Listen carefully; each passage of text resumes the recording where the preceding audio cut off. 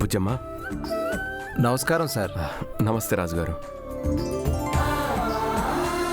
Sir, పాప కొన్నాళ్ల పాటు మీ దగ్గరే ఉంటానంది, అందుకే తీసుకొచ్చాను.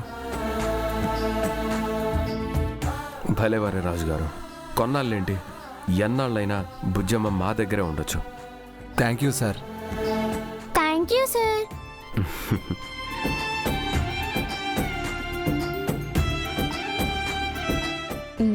ఈ పాప ఎవరు?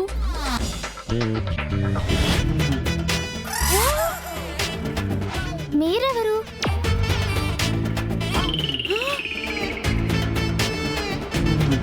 ఈ పాప సారుకు చాలా ఇష్టమైన పాప మిస్సమ్మా. ఓ, అవునా? ఈవిడ ఒకప్పుడు ఈ పిల్లలకి కేర్ టేకర్ బుజ్జమ్మా. ఓ అలాగా. ఆ,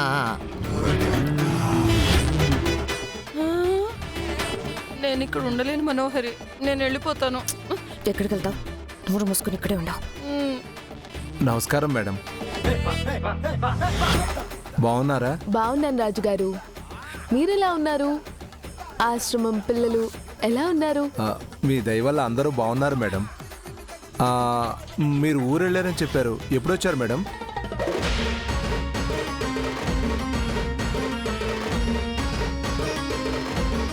మిస్సమ్మ ఈ రోజే వచ్చింది రాజుగారు. ఈ ఇంటికి కళొచ్చింది, మా అందరి కళ్ళల్లో వెలుగొచ్చింది. రాతోడ్, ఆపుతావా రాతోడ్? అనవసరంగా అమర్కి కోపం తెప్పించకు రాతోడు. నేను మాట్లాడుతుంటే అంత కోపం ఎందుకు? అయినా ఈ పాప ఎందుకు వచ్చింది?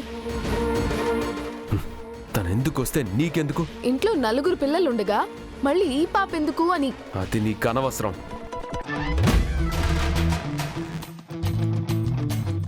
ఇదిగో మనోహరి, నీకిప్పుడే చెప్తున్నాను, తను బుజ్జమ్మ జోలికి వెళ్ళకూడదు.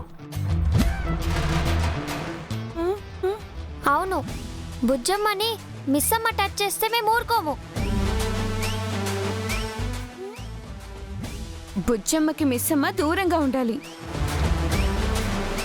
లేదంటే మిస్సమ్మని పంపించేయండి మనోహరి ఆంటీ. ఎవ్వరూ తగ్గట్లేదేంటి? ఎవరికి వాళ్ళు ఓవర్ యాక్షన్ చేసేస్తున్నారు. ఈ మాత్రానికి భాగ్యని ఎందుకు పంపించడం? బుజ్జమ్మ జోలికి మిస్సమ్మ వెళ్ళదు, నాది గ్యారెంటీ. సార్, బుజ్జమ్మ జాగ్రత్త. అసలే అమ్మా నాన్న లేని పిల్ల.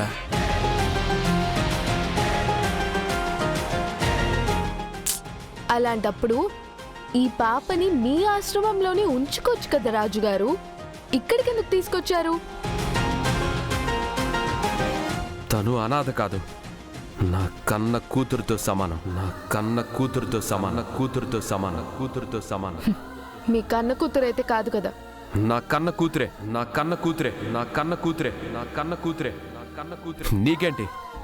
నీలా పిల్లల్ని దూరం చేసే మనస్తత్వం నాకు లేదు.